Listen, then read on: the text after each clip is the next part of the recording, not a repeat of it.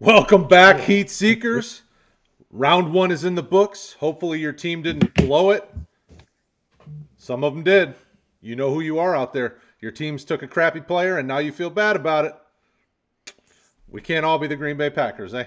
Well, we are going to have a great time tonight. We have enjoyed round one. Hopefully, you did as well. But it's only getting better now. We are going mock madness. I told you guys on all our streams in the last week, we were mocking every night. I know it's 12:30 in the morning. Hopefully y'all are with us, and if you watch us later, hopefully y'all like, subscribe, hit the notification icon so you can stay up to date every time we go live, because all weekend long we are going live at the end of the draft and mocking. So tomorrow night after round 3, we're going to do it. After round 7 on Saturday, we're going to do it. We are excited. We're happy to get this thing going and have some fun with the mock. But the other thing we're excited about is there's somebody special on the stream tonight. We have a special guest. It's almost like our celebrity guests that we have on the weekly basis. We've got Rick Butts. For those of you in the community, you know who he is. For those of you that haven't been in the community very long, he's the man that runs the place. RotoHeat is his baby, and we are all his children? I don't know. But either way, we got Rick Butts back with us. Rick, I'm glad you're with us, man. Hopefully, life's been treating you well. What's going on with you? Hey, we're just busy over here, right? We're just we're trying to put out more tools, more options for all the people that are watching, reading, whatever. If you want to study, we want RotoHeat to be the spot that you come to, or at least one of the spots that you come to. So, I've been busy working on stuff on the back end, trying to just make RotoHeat better for everybody.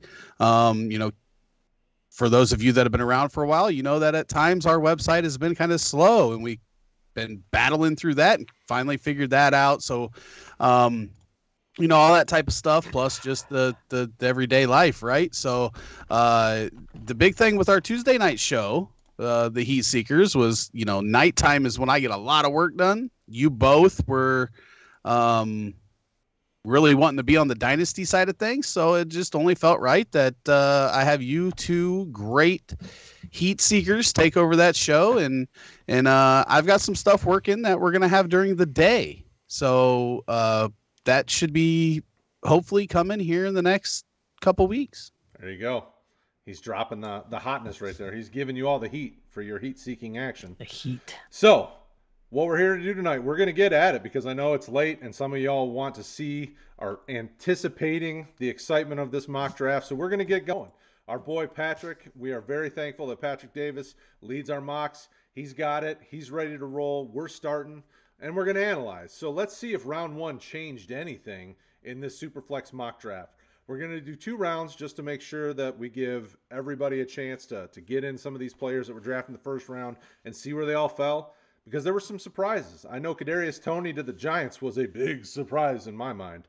How did you guys feel about round one, Sully? I know your team did some strange things that you kind of in the end were okay with, but how do you feel now about round one?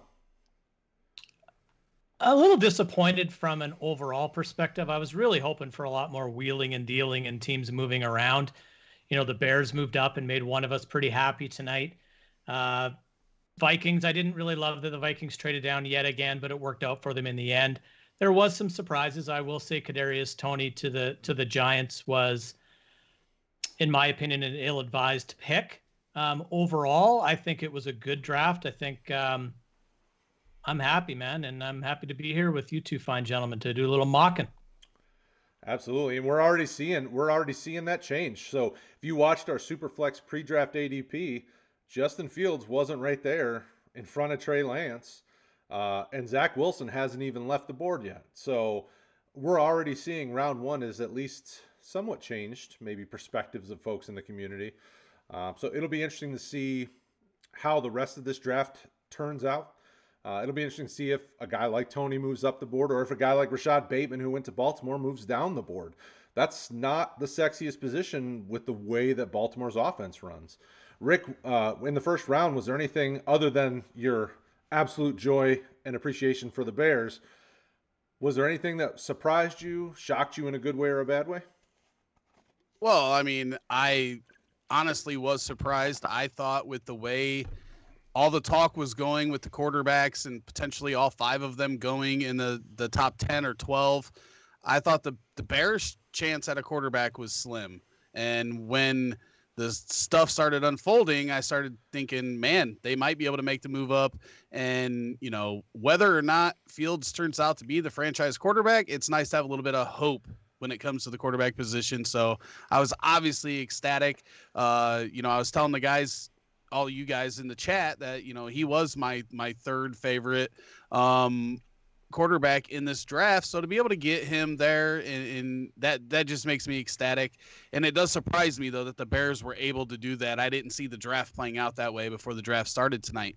I don't think a lot of people did. I don't think a lot of people had the Bears trading up for a quarterback. But I do agree, the Giants, I just didn't feel like wide receiver was a big need for them.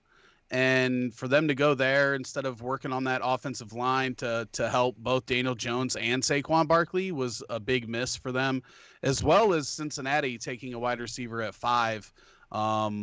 I just feel like they should have protected Burrow more. They should have taken Penei Sewell and just moved on and been happy with it. But, as we always say, if those teams have those guys that high on their board, then you get your guy and worry about everything else later. But I'm very happy with what the Bears did, but I would be a little bit upset if I was either of those other 2 teams not protecting their quarterback and running backs. Yeah, I mean, the only way I feel better about either, I don't feel good about the Tony pick, period. I've not been a big Tony fan, so him going in the first round that high with what was still available didn't feel good to me. I didn't feel comfortable with that, and with the way the Giants are set up, it doesn't make sense to me. Chase going to the Bengals, I think they can change the perspective if they get some really solid value offensive linemen in rounds 2, 3, 4. They have Jonah Williams. They've got guys like Billy Price, and they've invested some high draft picks in the last 4-ish years on offensive linemen that just haven't developed yet. Or Jonah Williams was hurt his rookie year. Obviously, year 2, there needs to be some development still there, but Chase I can be excited about that pick a lot quicker than I can about Tony, because I'm just not excited about Tony, period. So there's nothing in my mind the Giants can do to make Tony an exciting option, because they need other things much more than a wide receiver when they've got Golladay and Slayton and Shepard. And, for those of you that love Dante Pettis is there, and Evan Ingram and Saquon. And I don't know, man. That's a tough one for me. So now we've seen all 4 quarterbacks go in succession, 1 through 4. Lawrence, Fields, Lance, Wilson. Then we start to see some of these other guys come off the board. Najee Harris to Pittsburgh, went at number 5 to Jay Wall. Pitts, obviously Atlanta, went to Davey. So we're starting to see some of those real high-end players. The one that's interesting to me, is the Alabama wide receivers, Waddle and Smith. Do you guys like Miami and Philly as landing spots for those 2? Do you think that keeps their value still very high, first-round picks? Superflex, obviously, is where we're at now, but just in general. Sully, how do you feel about those 2 Bama wide receivers and their landing spots? I like it. I think they're both going to be involved right away in their offenses. I see them both probably primarily playing out of the slot earlier in their careers, and both of them are electric when they have the ball in their hands. So I think that both of their quarterbacks get it out in a hurry, and they will benefit from that. So it doesn't affect my rankings of them. There's going to be some other things that move around in my rankings, I'm sure, at the wide receiver position. But I had those 2 back to back. I can't remember, either 4 or 5 or 5 or 6. Yeah. And I think they'll still be there. They might move up a spot, but I'm very comfortable with those spots for them, and I think it'll work out well. Okay. And you're up, FYI. Rick, how'd you feel about Smith and Waddle? Yeah, I think that there was obviously the big debate on Smith and his size, and I do think that played into him going behind Waddle in the actual NFL draft, but I don't think that it's an indicator that this guy can't be a complete fantasy stud. I'm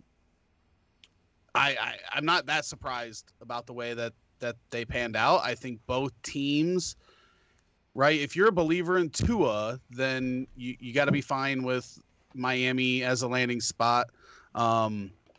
So I don't have an issue with either of them. I think they're both highly skilled wide receivers. And I'm fine with where they're going to go in dynasty drafts as well. Absolutely. And, the thing for me, when you look at those two players, the team need fit with what they did. We all talked about in our group chat, Philly needs help at the wide receiver position. Whether or not you like Jalen Hurts or not, I mean, Jalen Reagor's the only receiver they have that you can consider as a quality wide receiver. I mean, they have options and they have depth guys, but they needed a stud. Devonta Smith is a stud. For Miami, they didn't necessarily need a stud. They needed somebody that they could do a lot of different things with because they already have some talent. They got Gesicki at tight end. They have some receivers that they like. So if you like Tua, you build around him. It makes sense in both ways. And for fantasy purposes, both of these guys should return some really solid fantasy value pretty quickly, I would anticipate. Think about this. Think about Greg Ward and what he's done in that offense when given an opportunity. And think of Greg Ward times like 10 with the skill that Devonta Smith has. If he plays in that similar role, it could be monster. And I do think it was mentioned in our team chat that I think it actually helps Jalen Reagor. And I know a lot of people are down on him after the rookie year, but like literally every offensive weapon on that team we're down on from a year ago, right? Miles Sanders was a guy that was pushing the first round of startup drafts. He's nowhere to be found in that range anymore. Zach Ertz was still a top end tight end. Goddard was a guy that everybody was predicting to bust out and be a top 6 tight end. Yeah. And here we are a year later and everybody's down on all these pieces. So when it comes to Jalen Reagor, we had the shortened off season, rookie wide receiver, horrible situation. I'm giving a pass there. Obviously, everybody that watched the show last year knows that I was a big Jalen Reagor fan, but I would do that for any receiver. I told people the same thing the year before just last year. I wasn't big on Henry Ruggs, right? But you can't, if you loved Henry Ruggs a year ago, you can't just dump him now because the first year didn't go the way you wanted it to. So that's where I'm at with all that. Yeah, on the flip side, if you love those guys, now's the time to target them because people have been selling. Reagor is a guy I've targeted anywhere I can get him that I didn't already own him. After that, we saw a couple more quarterbacks go in a surprising order. Kellen Mond went, which, I know hype's been getting real with him here lately, but he went ahead of a guy who actually is going to a team where he should get to play earlier, and Mac Jones, who went to the Patriots. We don't know where Mond's going. Obviously, he's not a first-round pick at this point. Mac Jones to the Patriots, everybody kind of anticipated that, but they weren't sure if it was going to be able to happen because of the way the quarterbacks are falling. What do you guys think about Mac Jones in the Patriots offense? Is he a viable Superflex starting quarterback in your mind? And when does he see the field? We'll start with you, Sully. I just saw a notification on my phone that Belichick came out and said Cam is his starter, which I don't think is a surprise. I think that's what you should expect from him at this point. I like Mac Jones in that offense. I think Mac Jones in the style of quarterback that he plays and the level of accuracy that he brings to the table enables the Patriots to run as similar an offense as they once did when they were a powerhouse. So they don't need to change up that offense much for a quarterback like Mac Jones like they would versus if it was Justin Fields or if they stick with Cam Newton or things like that. So I like Jones in that offense. I don't know really what to expect out of him early in his career. I would anticipate he's probably starting, maybe not week 1, but early on in the season. Cam's going to struggle because Cam struggles. And I think as soon as he does, we're going to see Mac Jones see the field. There you go. And you're up as well. Rick, how do you feel about Mac Jones in that New England offense? Well, I've been saying during this whole process, obviously, this is the least homework I've done in any year prior to this year with setting up rookie draft guide and everything else like that. I've watched less film than normal. So let that be the first thing that I say in regards to all this. But I never had Mac Jones that far behind the top 4 quarterbacks. So it didn't surprise me that he was in that top 15 range when this was all said and done. That being said, the one thing that New England did do this offseason was they masked the issues that Cam Newton has had in his career, right? He's not the guy that can throw your wide receivers open. He has always had more success with the big bodied type receivers and tight ends.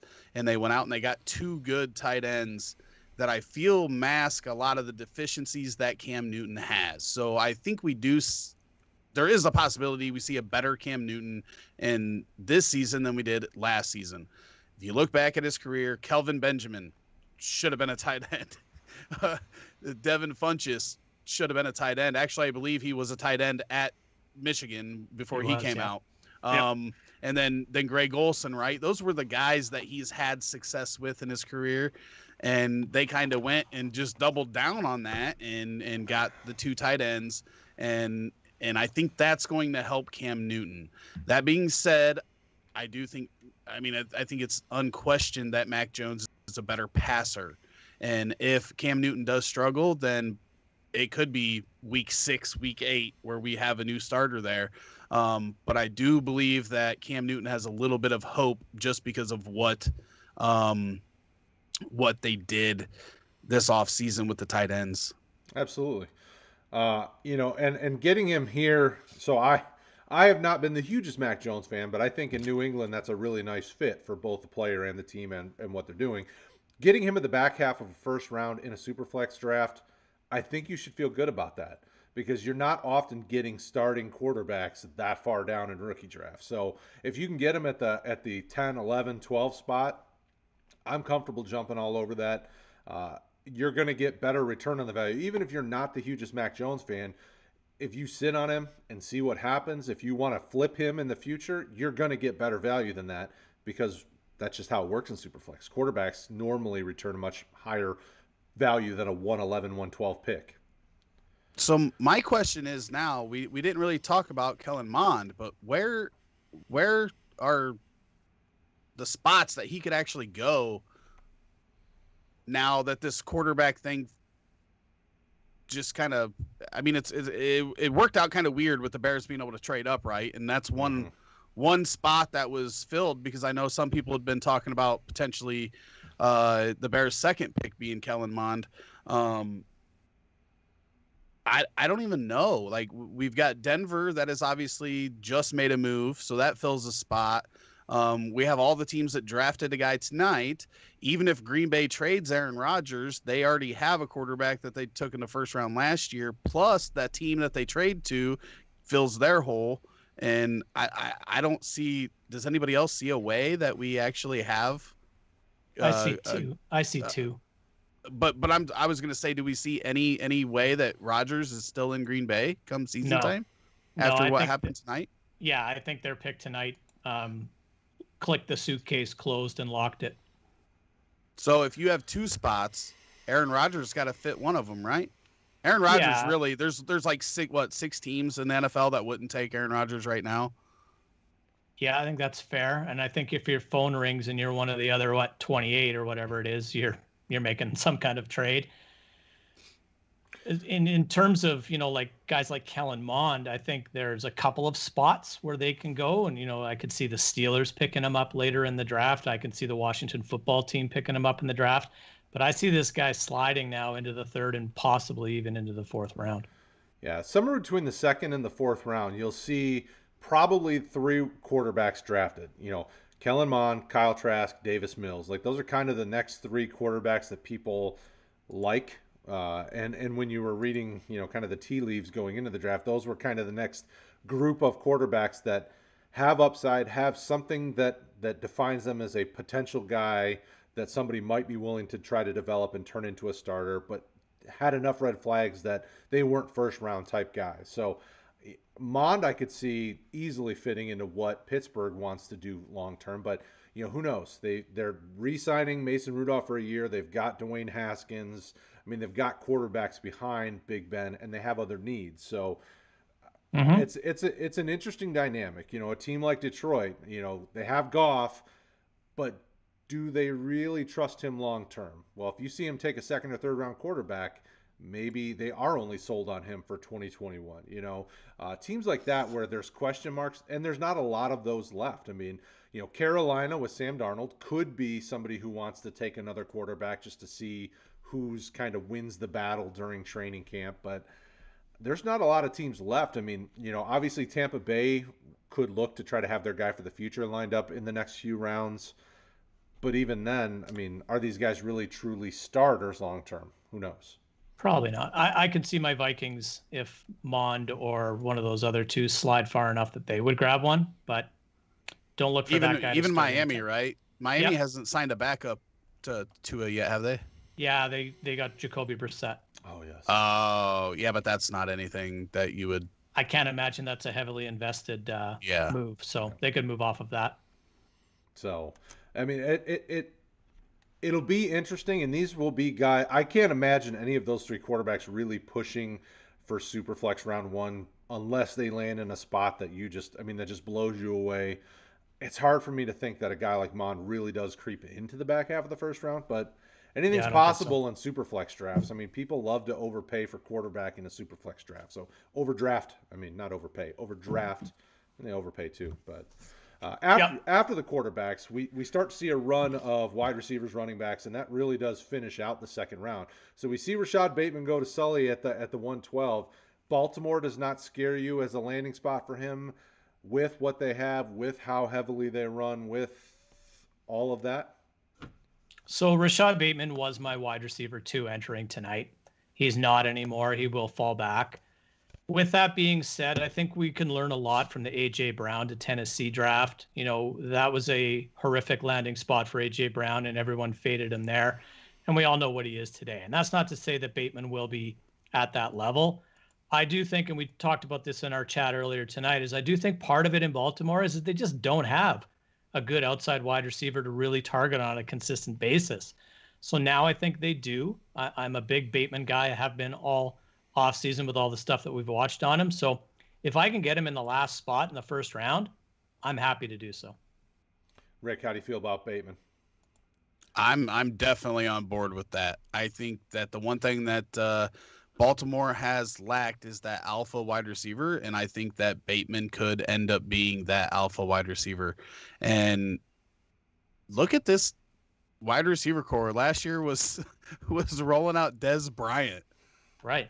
And now you've got Marquise Brown, whether you like him or not. I mean, I think he's going to be helped if somebody does step up to be that alpha, right? I think Marquise Brown would be way better suited for that number 2 role in an NFL offense. And then you've got Sammy Watkins. And I mean, that's a lot of speed that you've got between all of those guys. It's just, it opens up that field even more. I think it makes me a little more bullish on J.K. Dobbins and them now being able to open up for that run game, because nobody did fear that wide receiver core the last 2 years. So, we've said it a lot. If you're one dimensional, they can just put all the pressure on that one dimension and then make you beat them in that other way. If Lamar Jackson gets back to where he's passing as good as he was 2 years ago, and he has these weapons, I think it changes everything that we think of the Ravens. Now, if he is as bad as he was last year throwing the ball, it ain't going to matter a whole lot. Mm-hmm. And that's where we're going to be a year from now talking about them taking more wide receivers, thinking that, well, it's just because Sammy Watkins was the Sammy Watkins we've known for the last 5 years, right? So right. Hopefully Lamar can get back to passing better like 2019 rather than 2020. Yeah, for sure. So that closed out round 1. Then we started off with ETN, which was surprising to some that he wound up going with Trevor Lawrence to Jacksonville to get paired with James Robinson to make really a solid group of skill position players. So now you've got DJ Shark, Marvin Jones, you've got Josh Oliver at tight end. If you're Josh Oliver truthers out there, you're happy they didn't go tight end in round 1. To go with Robinson and now ETN. So there's a lot of pieces. They've got a young offensive line that's been put a lot of high-end draft capital in. That offense almost feels like it's just kind of ready to roll as long as Lawrence can step in, pick up things quickly, and get moving. The offense could produce some value there. Do you guys feel good about ETN going to Jacksonville? Are you excited about him? Does it change your feelings about him at all? Sullivan? I was very surprised, first and foremost, and I should have said that when you asked me what surprised me in the first round. That did. The more I think about it, the more it makes sense. You know, the more you can make your prize franchise quarterback comfortable, that makes sense to me. So I think that that's a really big plus. And you didn't even mention Laviska Shenault's another weapon inside of that offense, right? Who can play in the backfield, can play everywhere. So I think it's a pretty solid pick. I don't think it tanks James Robinson, and I know a lot of people on Twitter and out there are RIPing James Robinson. I don't think that's the case at all. I think he still gets work. He's not going to have an 89% rush share like he did a season ago, but he'll still be heavily involved in that offense, and we'll see how ETN performs in the red zone. You know, we all went, not all of us, but a lot of people went crazy for CEH this time last year, drafted in a similar spot in a similar situation into a high octane offense. And what we saw with CEH the most that I thought in this first season was his inability and how much he struggled in the red zone. So perhaps ETN struggles in that area as well. We all know James Robinson can play in the red zone and he can score and punch those short yardage runs in. So I think he still has life, but ETN probably moves into my running back 2 spot now. He was 3 coming into tonight. So that's where I've got him. Ooh. Rick, what's your thoughts on ETN and the Jacksonville offense now? Yeah, I actually like the way this team is going. There's a lot of weapons on that offense. I think Marvin Jones has been one of the most underrated wide receivers in the league for, a half a decade. Yeah. I mean, this guy just puts up touchdowns. He's great in the red zone. And his presence might actually help the DJ Shark truthers out there, because DJ Shark probably is not going to see the number 1 cornerback unless Marvin Jones just completely falls off. I just think that would help Shark. And then obviously Shenault, that guy can do everything. I think this guy would have been a first-round wide receiver last year without the injury concerns. Yeah. And that was what a lot of people talked about last year when he was coming out of Colorado. When it comes to the running backs, I agree with basically everything that Rob said. And they've already come out and said that he's their third down back. And if it was 10 years ago, we would be saying, well, you don't draft a running back that high if that's all he's going to be. But if you envision your third down back catching 80 balls out of the backfield, that's what ETN could be. And that could be worth that first round pick if you don't have. My thing is if, and you know offensive line more than me. So if we think their offensive line is decent and it's not a pressing need to protect Lawrence, and you have another weapon to add for Lawrence, then I don't mind taking that running back in that position. Maybe you go defense the rest of the way out, or maybe if you do need a little depth on the offensive line, you go there. But I think ETN could catch 80 balls out of the backfield in this offense if they can move the ball and have enough plays. For James Robinson, I still think he's going to be the bruiser, and I don't think this completely negates all of his pass catching opportunity, right? So maybe he doesn't get 60 receptions, maybe it's only in the 30s, but I don't think he's going to drop to like Derrick Henry, like teens, with that opportunity. So we've said it a lot, and I've compared him and Antonio Gibson a lot from last year's class, right? Mm-hmm. If this offense gets better and there's more touchdown upside for James Robinson, even with a pass catching back coming into the fold, he could still have value far beyond what anybody has paid for him. And that's where I think I have 0 shares too of James Robinson. So anybody that thinks I'm just gassing up a guy because I have a bunch of them, I missed that James Robinson boat last year, but I just don't think that it kills him as much. You got to remember, Antonio Gibson was really good in his opportunities last year, and he had the league leader in targets out of the backfield on his team. So if this offense gets better and there's more touchdown upside, I think James Robinson can still be a valuable running back in this league. Yeah. Gives Jacksonville the opportunity to be creative on offense too, right? They can throw the ball in every down now. Yeah, for sure. And our boy MathQuest wants to know, do we think that Jacksonville's backfield will be comparable to Green Bay's backfield from last year? where they had Jones and Williams and a little A.J. Dillon. With ETN as the primary and Robinson as the complementary piece? I mean, I don't think it's a bad comparison, right? I think we're seeing this with a lot of teams though, with the 1A, 1B, and not necessarily a 1A, a 1 and a 2.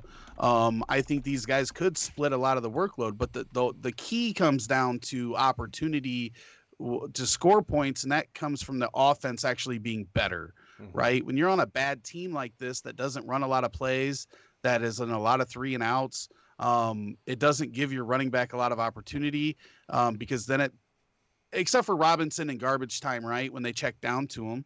I mean, obviously that is always nice to have from a running back perspective when you get checked down to a lot. Right. But what can make up for that is actually having the opportunity to hit double-digit touchdowns. Can James Robinson score 10 to 12 touchdowns? Can ETN catch 80 passes and have 8 to 10 touchdowns? Like, that's something that could be in the realm of possibilities if this offense with Trevor Lawrence improves. Now, Trevor Lawrence might not come out and be the greatest quarterback. Like, you look at Burrow last year and take the sheer volume out. Like, he was not playing great at quarterback. His fantasy numbers look great, but he was still learning the position at the professional level. Peyton Manning breaks records for interceptions in his rookie year. It might not be right away, but this offense is moving in the right direction, I think. And I think both of these running backs, look at the 1A, 1B in Cleveland. You don't mind starting either of those guys. Not that these two are those guys, but that opportunity is still there for this backfield. So I'm not out on James Robinson just because of this pick. Agree. Absolutely. Joshua Howard mentioned some of the sites that do calculators have really dropped Robinson's value significantly. I don't know that I would be jumping to conclusions and trying to sell him off thinking ETN's going to come in and just take over. Like, really do not undersell the value of having multiple running backs, because ETN's seen his fair shares of bumps and bruises and been out a little bit here and there. So, there's going to be times where these guys may pick up a little extra.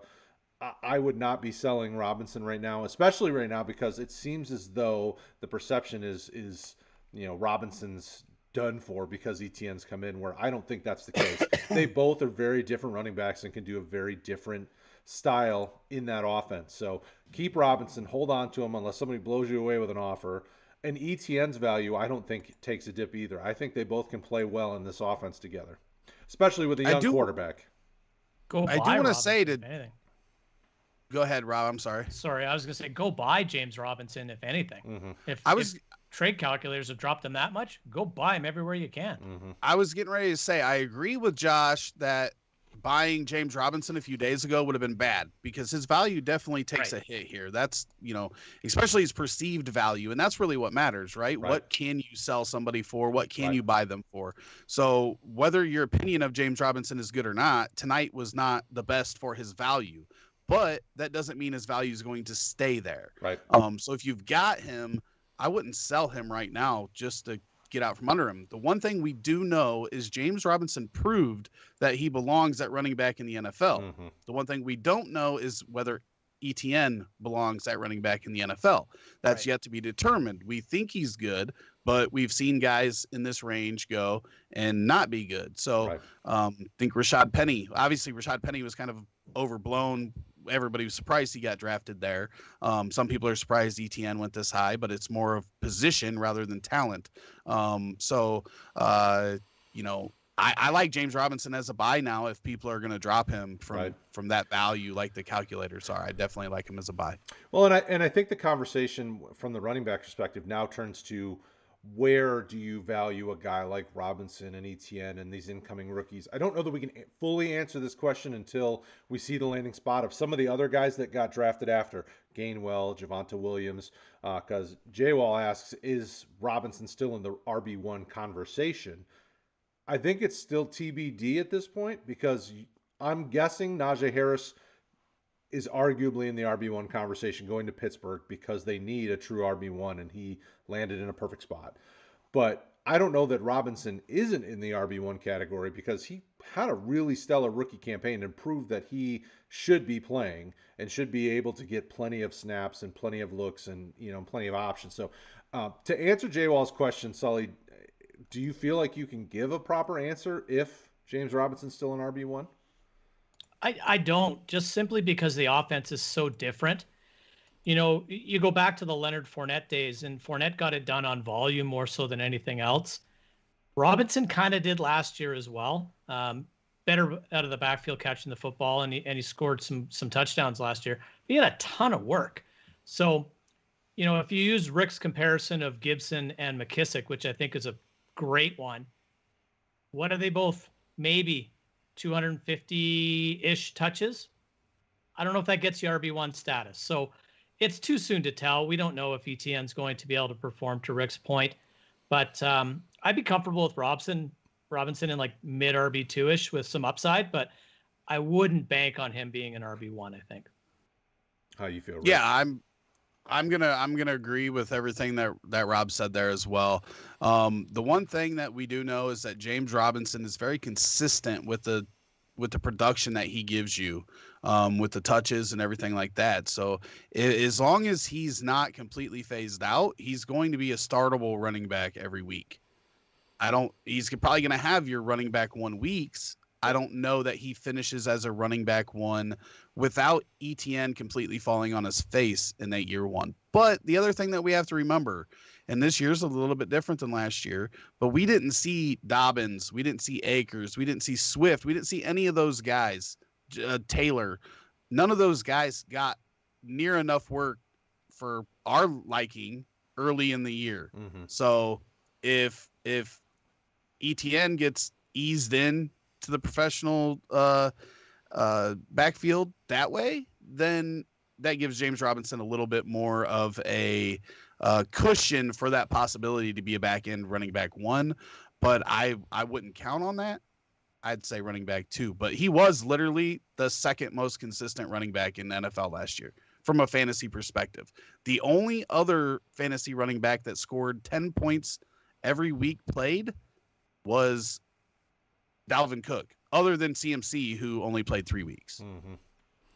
Yeah, so jury's still out. We feel good about Robinson, but it's a little bit TBD, J-Wall.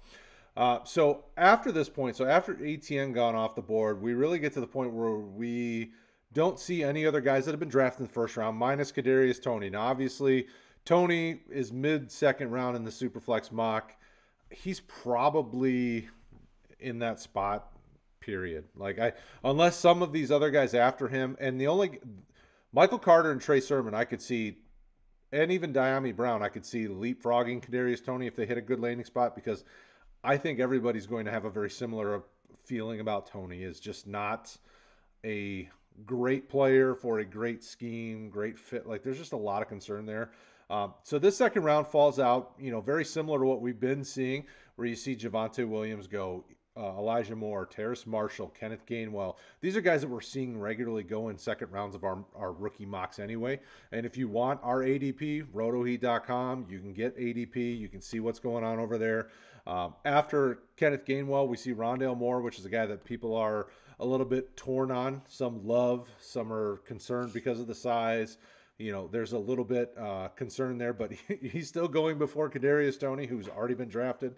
Diami Brown from UNC went after that. It's 2-8. Pat Freiermuth, who is consensus kind of the second tight end that should be coming off the board. Then Amon-Ra St. Brown, Trey Sermon, and Michael Carter to round out round 2. These are very much subject to change, these second round guys, because most of them outside of Toney and ETN we haven't seen drafted yet. So how do you guys feel about what's happened in the rest of the second round? As of today, do you guys feel like those are all fair players to put in the second round? Was there anything surprising about the second round, Sully, in your mind that you would have said, nah, I'm probably not touching him in the second round? Nothing really jumps out to me too much. I think that tomorrow will definitely play a big role, to your point, into this. I'm actually surprised Kadarius Toney went as late as he did, just because he has that first round value attached to him right now. With that being said, he's not a wide receiver I really want to own at all. So I can see perhaps how he fell down into the draft. I think the two running backs at the back that you and I both took, I think we'll see both of those guys move up the board because I think they're going to have the draft capital that warrants it. I think both Sermon and Carter are going to be drafted higher than most think. Yeah, I expect those 4 running backs that we see drafted after ETN probably have their name called tomorrow at some point, second, third round-ish would be my expectation. Rick, did you have any strong feelings about anything else that happened after the ETN pick in this mock? No, I don't have any strong feelings on any of them per se. I think some of them we just got to see what the NFL thinks of them and where they fall, not necessarily landing spot, but the draft capital for these guys and how highly the NFL thinks of them. Personally, I agree with the Tony stuff. Like, I don't even want any of the wide receivers now for the Giants, right? I don't care if it's Slayton, even Galladay, who's had injury concerns, and we're still sitting here with a quarterback that has no time to throw the ball because they don't have an offensive line. So unless that gets addressed heavily over the next 2 rounds, right, tomorrow night, I don't want to put a lot of stock into that wide receiver group. It's just there's too many mouths to feed, and they don't have any time to throw the ball. Absolutely. So it may just make me double down if anybody's lower on Saquon and try to get a couple more Saquon shares. But I do like Terrace Marshall a lot, so I'm real interested to see where he goes. And then Rondale Moore, well, both of the Moores. But I mean, looking at it now, where we're at, I don't think this order's crazy. But it is crazy to me that Rondale Moore wasn't that long ago where he was a consensus, like maybe the wide receiver 1 in this class. And now you can get him in the middle of the second round. It's kind of speaks to the amount of talent in this class. And the fact that all these quarterbacks went, even if Mon doesn't go in the first round, the amount of value that's getting pushed down in Superflex drafts is awesome. And hopefully you snatched up some late first, early seconds over the last couple months to get you some more value when it came this time. But I remember earlier on this offseason, I was telling people you're going to be able to get the wide receiver 1 somewhere potentially in that 6 to 7 range because of the amount of quarterbacks that are being talked about going that high in the NFL draft. We'll see how that plays out. But I think in a lot of spots, you're going to be able to get Chase right there in that 6-7 spot. And that's great value. If you could have moved up just a couple spots, from the 9, 10, 11 to get in there, you might get, people got to remember, man, I know a lot of people tried to push Chase down the board this offseason, and he didn't play and everything like that. But this guy might have been the number 1 wide receiver if he could have came out last year. Yep. And that's how good he was. And we saw how good Justin Jefferson was when he got into the NFL. This value for Chase is just, I mean, you should be tickled pink if you're in the middle of that first round and you can get Chase there. Rick, I love Terrace. I'm hoping to get him at 204. Yeah. I mean, that would, I think that would be great value for him as well. And that's a guy that performed well, but also played with Chase and Jefferson. And this year I know he didn't. I'm not sure how many games he played, but I know that he didn't play them all because he had some injuries, right? But that LSU offense was just bad. I mean, it was real bad. Terrible. Yeah, it was bad. And that wasn't on Marshall. I mean, that whole offense was struggling with a new quarterback and new running backs, and I mean the whole thing just didn't look good, and it looked off, like they had no idea what was going on sometimes. I don't put that on Marshall. I put that on the coaching staff. I mean, it just was really ill prepared most of this year because guys were opting in and opting out, and some guys in LSU opted back in. I mean, it was just a mess. This whole year was a mess for all these guys. Yeah. There wasn't, even for these college players, there wasn't the preparation that you would normally have going into the year. I put a lot more stock into how a player played 2 years ago than how they played this past year. Right. So I will say that much. I will say that my big worry on this board is Sermon, because I feel like it's the actual like good production was minimal, and I would have liked to see more. And I think he is going to get drafted higher, but I do think he is a guy that could sneak up higher into that second round in drafts, and people could get blinded and then end up drafting him ahead of some of these wide receivers that I think have a lot higher of a ceiling. So that would be my one thing that I would kind of watch as this whole thing plays out with Trey Sermon, because I don't trust it. Right. It's a concern. You know, he got hurt a lot. He bounced around from Oklahoma and Ohio State. I mean, you know, the body of work, there's some solid solid parts, and then there's some concerns. So, you know, he's definitely a guy, if you can get him later second, I'm comfortable with that. That's fine. But I like him where you got him. Yeah, getting much earlier in the second, I'm not. I wouldn't have picked him over Diami Brown, Rondale Moore, Terrace Marshall, Elijah. Like, I'm not comfortable. I would rather the wide receiver in most of those situations. So, you know, Sermon at the back half's fine, but much earlier, I'd probably not a buyer at that point. Yeah, that all I'm saying is that we see it every year. If he ends up getting drafted by a team that people feel is a good spot for him, then he is going to just zoom up that board in that second round. And if Carter did, I wouldn't be as worried. But Sermon's the one that just I don't know. I don't feel confident about if he moves up because of where he lands tomorrow. Right, for sure. Josh wants to know, y'all think Trey Lance will be better than Fields? I have the 102 and 103 in a Dynasty Superflex and debating which quarterback to take. $1 million question. The Bears fan may have one feeling. He'll have to put his bias to the side and give an even take on that one. It'll be interesting to see. We'll start with Mr. Butts. How do you feel about these guys? I said before the Bears moved up that my top 5 were in order: Lawrence by a landslide at 1, and then Zach Wilson, Fields, Lance, and then a small gap, and then Mac Jones.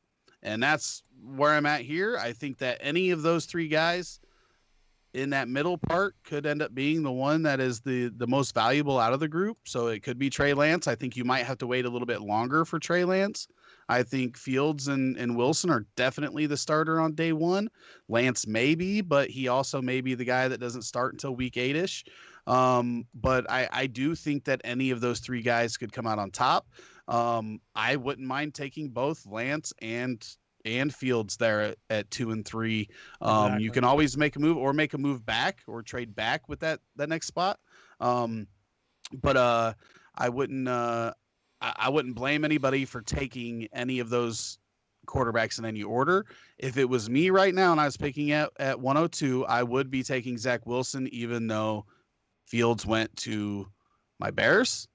I feel like Fields may get the more immediate return just because I feel like the Bears have better weapons. Allen Robinson, just right there. The Jets don't have anything that's Allen Robinson-esque. Right. So I do feel better about him in the short term. I still do like Wilson a lot long term, so I still would take him with the number 2 pick if that was me. Now, if I had multiples, I'd probably just go 50-50. There you go. Mr. Sullivan, what's your take at the 102, 103 and Lance and Fields? Yeah, the results tonight didn't change my rankings. They did somewhat change my desire to own. I've had Lawrence and Lance as my top 2 quarterbacks for months. Fields is 3, Wilson's 4 for me. So, and I think, Lawrence is 1 in a tier, and then you put Fields, Lance, and Wilson in another tier, and then to Rick's point, a little bit further back, you put Mac Jones. So 2 and 3 to Rick's point. If I can, I'm taking the 2 guys that I like the most. Take them both.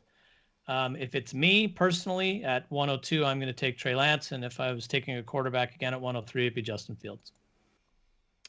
I don't think we helped Joshua at all. No, well, so he knows 101 is going to be Lawrence. I would be the person to tell you, definitely consider taking Zach Wilson there. Like, The situation. We just make it harder on him. Well, I love it.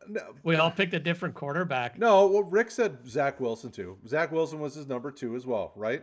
Isn't that what you said? So he did. Two of the three of us said you need to go Zach Wilson at 2. He's our second ranked quarterback. He's Rob's 4th ranked quarterback. So, but I would honestly go quarterback at 2 and 3 because you're going to get better return on your investment.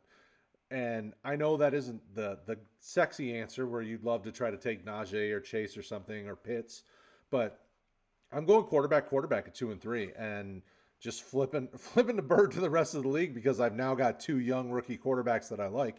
And at that point, then I would probably take Wilson and Fields and let somebody else take a chance on Lance because Wilson's going to start from day one and Fields has the best weapons. So that would be my 2 and 3 right there. I like Lance. I like all 5 of these quarterbacks landing spots. I think for fantasy, they're really nice spots. So I think you're going to come out a winner either way. If you decide to hold them both, then you've got starters. Depending on what your roster looks like, you can always try to flip other pieces and do some of the things.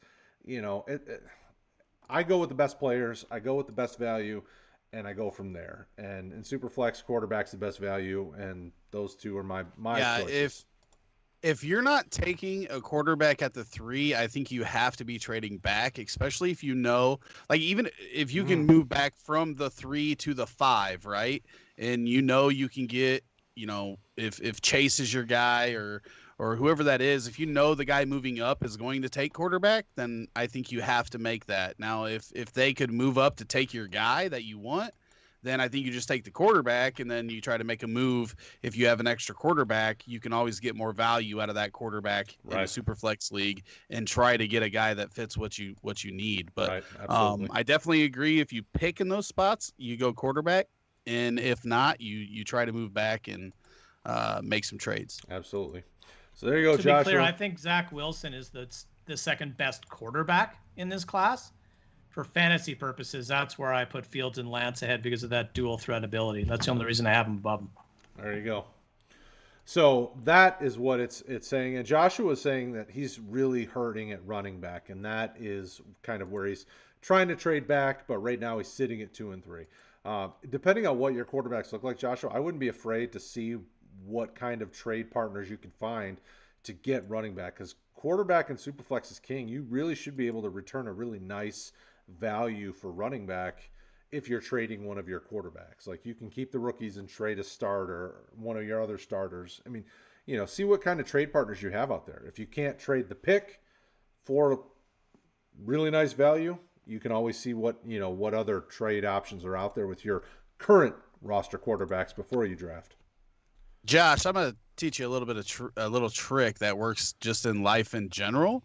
The first one to give in is the one that loses, right? And right now you hold the power because you hold the most valuable piece of this puzzle. And if these guys aren't going to trade with you just because you have a running back, look them in the eye and say, okay, guess who doesn't have the young quarterback? You. Screw. And take that quarterback. Let them know, stand your ground. You're going to get value for that quarterback in a Superflex league. You're not going to lose value on that quarterback. They could lose value on what they're doing because they don't hold the power right now. Mm-hmm. You hold the power. Don't give in to them. Make them give in to you. When it comes down to you on the clock, they might change their tune. That's it. You have the power. Can't say it any better than that. You're the He-Man of this situation, my friend. So wield that sword. All right. With that being said, we're done. The first 2 rounds are in the books. Rick, do you have something else you want to add? Well, first off, I wanted to say that it's 1:20 or 1:10 in the morning here in Indiana, and we have 20 people watching right now. So, if anybody does have, Jay Wall, let's just make it clear. Everything you've learned from us. All right. This is the guy last year. Don't make me call you out on stream. I will. But I appreciate everybody tuning in at 1:10 in the morning for one. I did want to talk about the Najee Harris landing spot because we were talking about the Jacksonville running backs and how obviously there's not a lot of spots for running backs to go where they are the guy, right? The 3 down back. And Najee found one of those spots, one of those few spots in Pittsburgh. And if you already like Najee, this is the icing on the cake. I don't think that it moves him anywhere because I think he was the best running back in this class anyway. I think that was clear for most people. I will get to the Jay Wall story for everybody that's wondering now, since he wants to keep running his lip in the chat. But Najee in Pittsburgh, they like using one running back when they have a running back that can do everything. We've seen it with Le'Veon Bell. We've seen it with James Conner before his injury started piling up. Najee Harris in Pittsburgh, it's great. Brad and I are both a little sad that our McFarland love from last year didn't pan out, but Najee, that spot, obviously Jay Wall took him, so that's great. But we'll get into the Jay Wall story and how he had J.K. Dobbins ranked when he first joined the RotoHeat team last year in rookie drafts, because I don't know if you guys remember that, but I'll never forget it. I do vaguely remember the shenanigans he was pulling. Jaws wants to know who's number 2 in non-Superflex now. And I think Najee, we obviously is saying 1, but Mr. Sullivan would argue that there's a different man even at the top of non-Superflex. Sullivan, who's your top? My 101 in 1 QB league rookie drafts? Mm-hmm. Kyle Pitts. Without question. And a discussion, and Najee would be number 2 for me. For me, it's Najee, then Jamar Chase. This doesn't change for me at all how I feel about him. I like Pitts. I like tight end, and he'll be in the top 5 for non-Superflex for me. But I still got to go with Jamar Chase because he's elite. I mean, he is the man. Mr. Butts? None of us. Najee. None of us know who hits and doesn't. So first off, Jay Wall says he tried to get by in the chat saying that he had J.K. Dobbins down in the draft, but he had J.K. Dobbins like in the mid-second round of rookie drafts last year. So it was more than just low on him. It was ridiculously low, and you need ridiculed for it. Second, I can't get behind the Pitts at 1. I just think tight ends have a cap on their value, right? Even look at Kelsey now, Waller now, even Kittle after his huge year. There's a value cap on that position. And you're giving up potential wide receiver 1 overall in Jamar Chase and a potential top 3 running back overall. And I don't mean to like pile on my boy Sully here because he's a very intelligent guy, but the points per game cap is still there for a tight end. So our idea, is to score the most fantasy points. And I think Jamar Chase and Najee Harris, I think that I could get behind either of them going 1 overall. Sure. But I can't get behind any tight end ever going that high. Just because you have to be the complete outlier, even in your career, to get to the point of having the value for a fantasy team that one of these other players have from a ceiling perspective.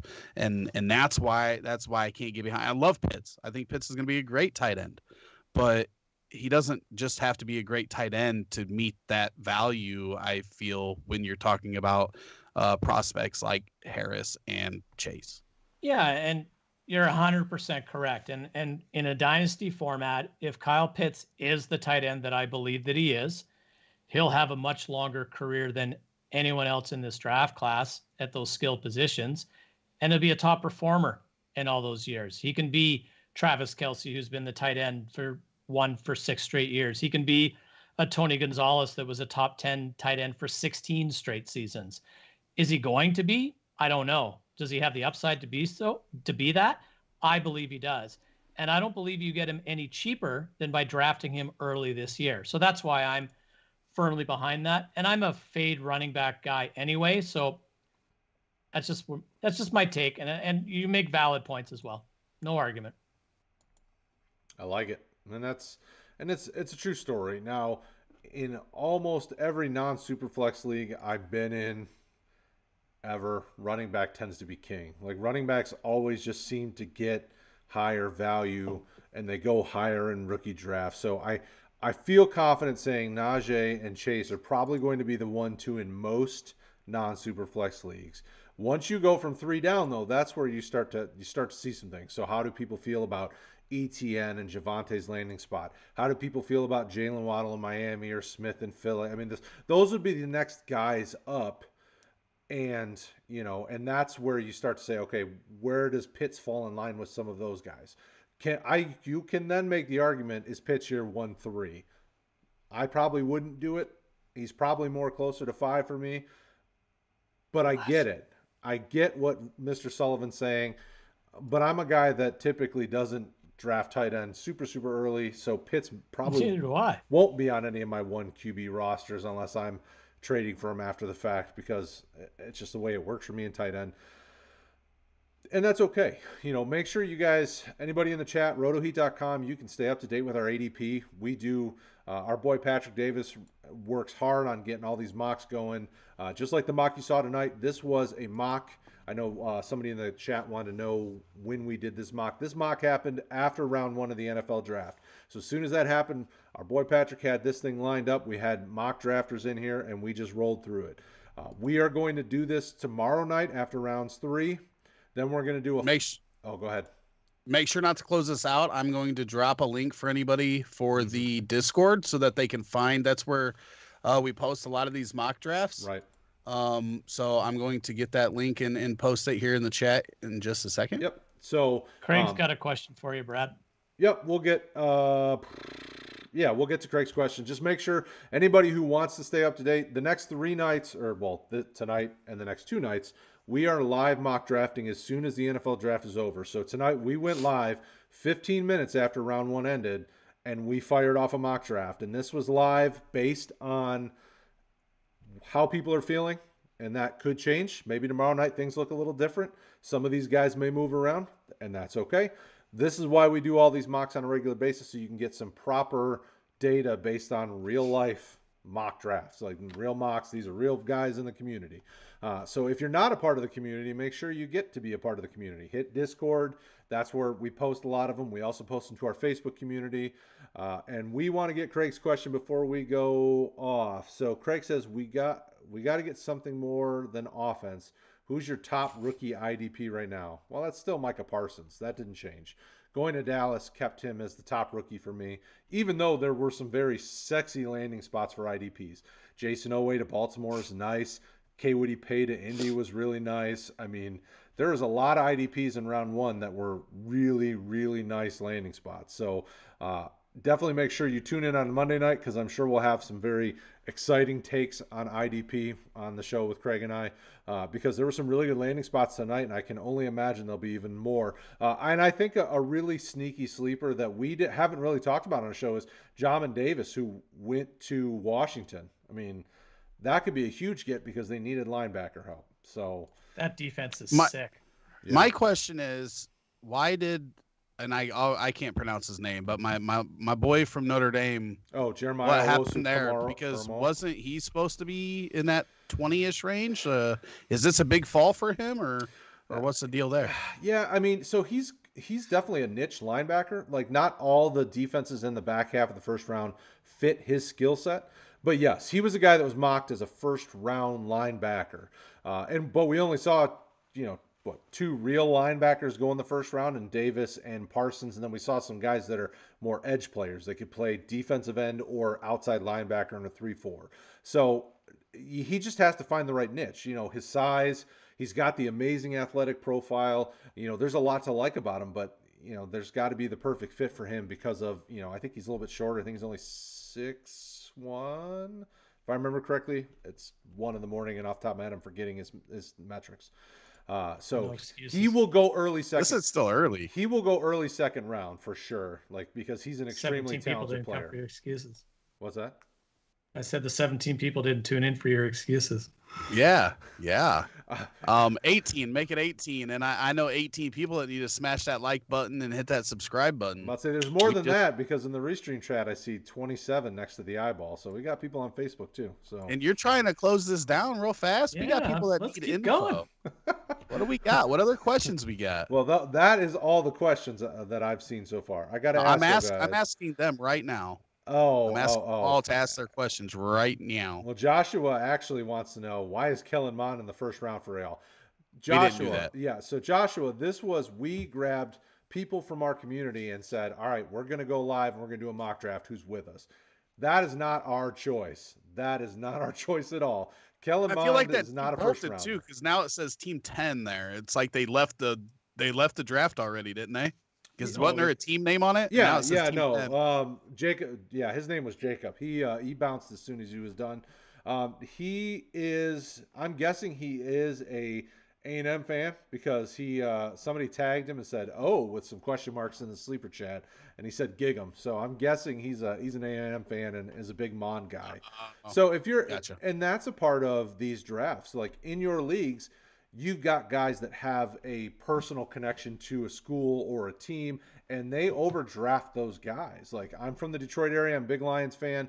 I live in Indiana right now, but most of my leagues that are home leagues have Detroit guys, and they will draft Lions players way higher than they should sometimes. And And Brad will overdraft Nico Collins this year.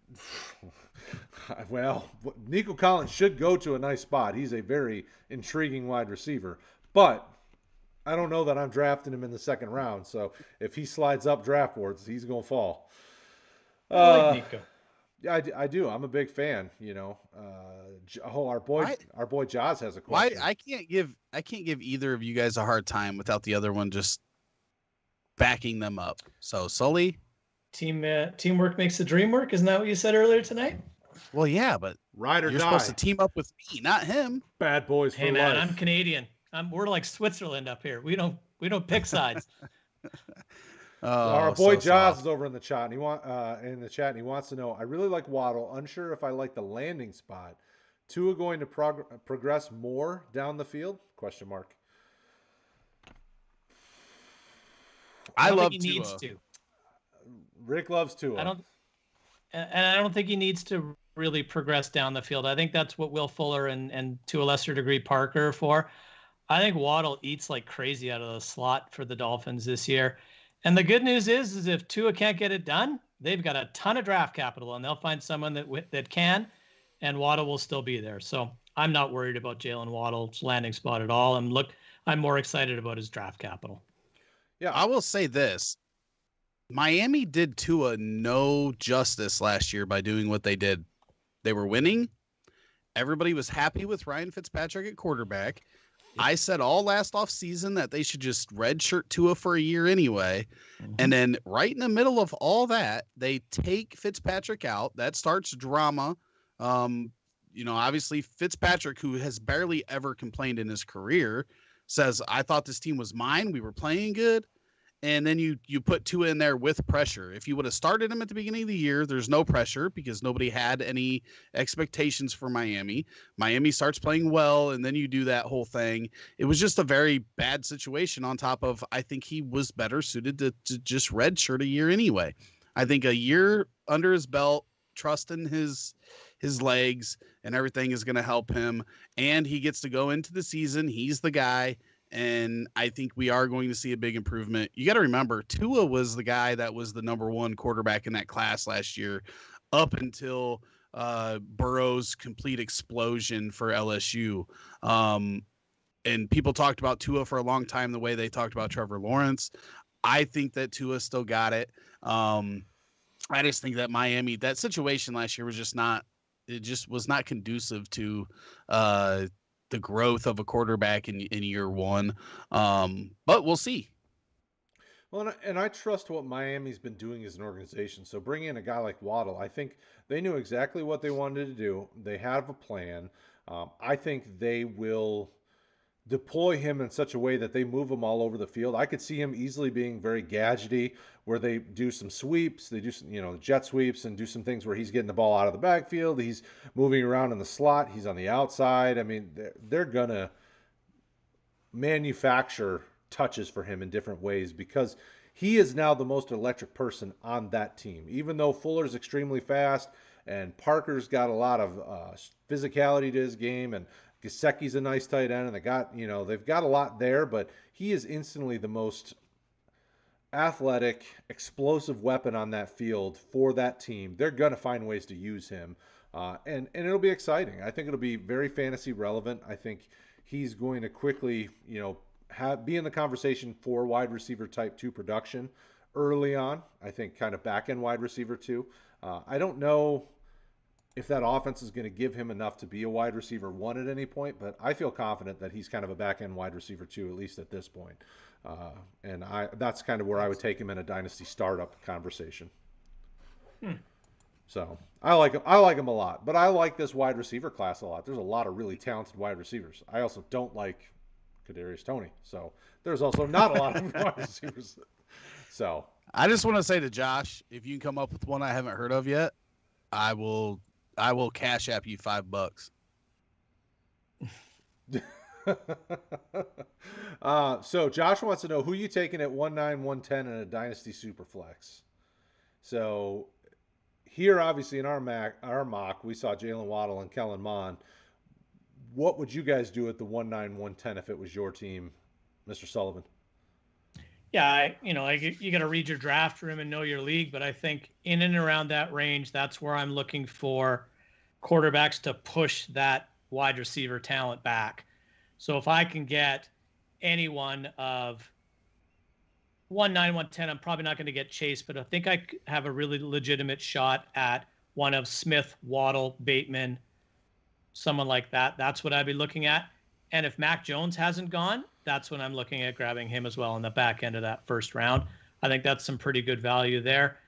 We'll see how the running backs go off the board tomorrow. That might change it a little bit. The Javonte Williams of the world might jump up, or Kenneth Gainwell might jump up a little bit higher. I don't think either one of them would be back in round 1 for me, but we'll see. We'll see where they go. Could you guys see yourself taking ETN in that range? Yeah. After what we talked about? Because I think that's valid. That's one guy that I think gets pushed back because of that situation, and people were already trying. Let's be real, right? People were already trying to find a reason to not like ETN. I think him and probably the Waddle and the Jones are probably the 3 guys there. I could see if you like Bateman in that spot, but I think that for me, a lot of the time it would be ETN, Waddle, Mac Jones at the 9-10. I think they're going to be there for a lot of the 9-10s, and it would be some combo of those 3 guys for me. What do you think, Brad? Yeah, as much as I love Bateman, the player, man, I just don't like that landing spot. I'm going to go back and kind of rethink Baltimore's offense and kind of look through and do some digging so that I don't just say, man, that pushes him to the second round for me, because I love Bateman, the player. But I'm okay with going Mac Jones, Jalen Waddle, ETN there at the back half of the first, because those are all really talented players or really good landing spot. In Jones's case, he's talented, but that's a perfect spot for him. So I'm okay with any one of those 3. I think Javonte Williams pushes for that conversation, and Bateman could be in that conversation. Any one of those guys in that spot, I think, are really nice gets for you, because those are all guys that really should return value sooner rather than later, and some of them will be starters for you quickly. Yeah, Josh is saying that's why he doesn't want to go QB because he thinks Jones could be there at the 9-10 for him, and he could take his running back at the 103. I definitely understand the thinking, but I just believe that these 4 quarterbacks are a tier gap ahead in value ahead of Harris myself. Well, and running just back because could of the be there Superflex too. aspect. Yeah, and running back could be there too, though. I mean, ETN, Williams, Gainwell, those guys should all be there at the 9-10 spot for you as well. So if running back is the thing you are trying to target, go with the 2 better quarterbacks and go with whatever your favorite running back is there at the 9-10 spot. And how good would you feel if you came out with Fields, Lance, and then ETN and Williams at the 9-10? That'd be huge, Dancing. I'd feel pretty good about that. Especially when your running back room is bare. I mean, if I remember correctly, he said his running back was Gus Edwards, So if you come out with 2 playable running backs and very startable quarterbacks, I mean,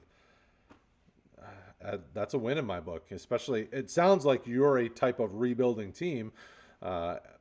because it sounds like you've turned this class into the, I loaded up on picks for this class so I can rebuild my roster. Well, you've rebuilt it with some really talented young players. So I would be curious, what other quarterbacks do you have? He mentioned earlier that he has good quarterbacks, so I don't know if he mentioned who they are. To Brad's point about the rebuild, the way I rebuild, running back's the last piece of the puzzle for me. They have the shortest kind of window impact, right? They're probably a one contract running back, the vast majority of them.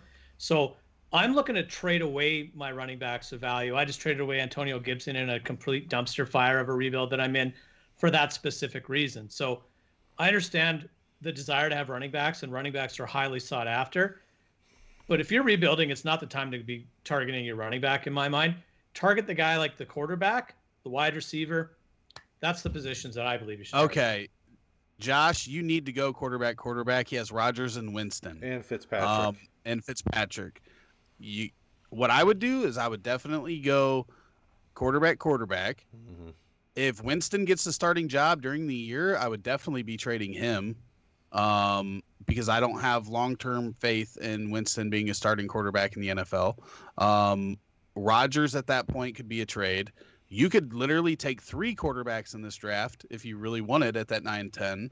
And if the rest of your roster is not that good, I wouldn't even worry. Like Sully was saying, I wouldn't even worry about running back yet. I would make moves for next year's draft. And I don't know, Brad's the Devy guy, but aren't there supposed to be some real nice running backs in next year's class? Yeah, next year's class is really shaping up to be a nice one as well. There's some quality guys. So I would look at running back next year. I would try to ensure that my draft pick going into 2022 is a good draft pick by being worse this year than that. Now, if you do feel like you're close, if you have really good wide receivers and you feel like you are close, then I would go the quarterback, running back route. Because not all rebuilds are created equally. You can turn it around quick, especially with 4 first-round picks if they turn out good. But I would definitely be going QB with Rodgers and Winston as my top 2 guys for sure. Yep, absolutely. You're even going to get a pick. You're even going to get a pick for Fitzpatrick, right? Because he's going to start the year as a starter. You can actually get a little bit of value out of him by somebody that needs a quarterback. You should be going to get a mid to late second for him at the least. Yeah. Well, and if, so he said he has decent wide receivers. So if he flips the picks he has into really nice players, then he takes Winston and gets something for next year. He could take Fitzpatrick and try to get, what if he goes for another nice receiver? Like, what if he goes to the Jalen Reagor owner or goes to one of these guys who maybe have dipped in value and say, listen, I'll give you Fitzpatrick so you get yourself a starting quarterback. And because remember, a guy like Jalen Reagor was falling in the back half of the first round last year. So a guy who is competing probably landed him. He's depth on that roster and he's sitting there. Well, now you've flipped Fitzpatrick and made some Fitz magic and got yourself a nice wide receiver who should bounce back, I would have no problem if you're not getting a bite for a second round pick. I would have no problem going to a undervalued wide receiver or something like that and go get that, Keep building your roster is the important thing, and keep adding nice pieces. Absolutely. Yep. Absolutely. Jaws, Jalen Waddle and Jalen Phillips. Will Miami run out of Jalen's to draft? I can't. Any left, Brad? I'm about to say I can't think of too many Jalen's left that are certainly draftable in the next few rounds. So they need to trade for Reagor and Hurts.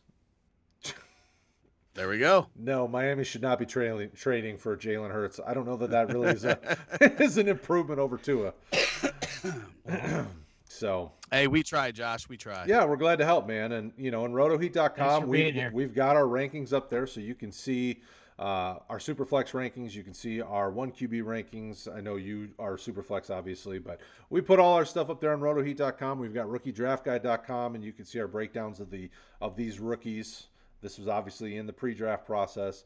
And like I said, we're going to be doing these mock drafts every night of the draft. So we'll be back tomorrow. Mr. Sullivan and I will be joined by Craig tomorrow night, which is another one of our IDP brethren. And then we've got J-Wall to close out the weekend. It'll be Craig and Jay Wall and I, who was hanging out with us here in the chat. So we're trying to have some fun with it. We're trying to do some different things and help you guys get ready, because a lot of your rookie drafts will start Sunday or Monday, and because I know a lot of my drafts are starting Sunday and Monday.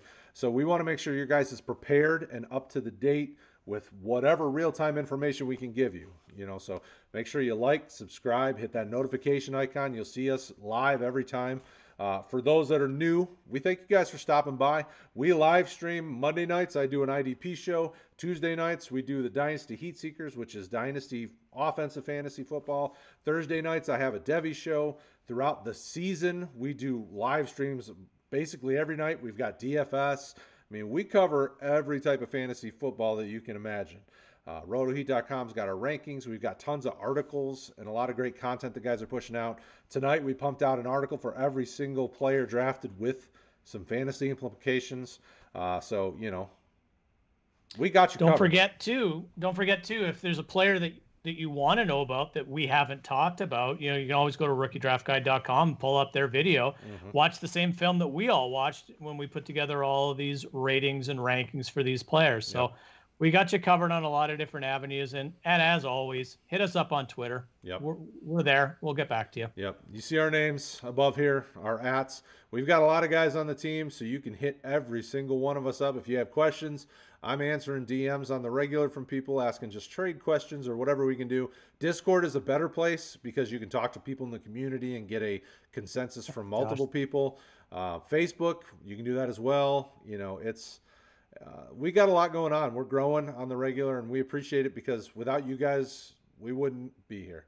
So we love you guys. We appreciate everything you're doing. Rick, I appreciate you hanging out with us tonight, brother. It was a pleasure to get to hang out with you and talk some more fantasy. We hope that you've gotten some value out of this. Hopefully this has prepared you a little bit more. Tomorrow night we'll be doing more mocks, so come back and hang out with us. We love you guys. We will talk to you again soon. Thanks for being here.